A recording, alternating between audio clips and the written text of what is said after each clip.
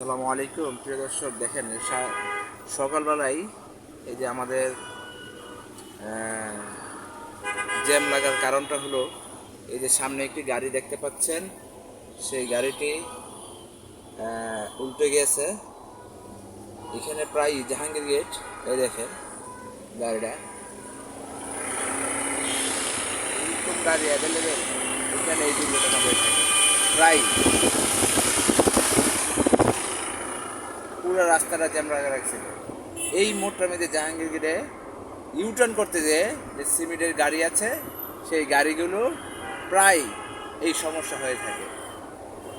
তো যারা সিমেন্টের গাড়ি চালান অবশ্যই অবশ্যই আপনারা যেই টার্নিং দেন সেই টার্নিংগুলো খুব নিখুঁতভাবে এবং ইউটার্নগুলো অবশ্যই ধীর সুস্থিতে আপনি টানতে হবে। অবশ্যই 10 তার উপরে যদি টান দেন 10-এর স্পিডে, তাইলে আপনার গাড়ি উল্টে যাবে।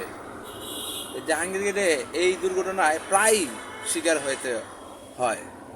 তো সবাই সাবধানে গাড়ি চালাবেন।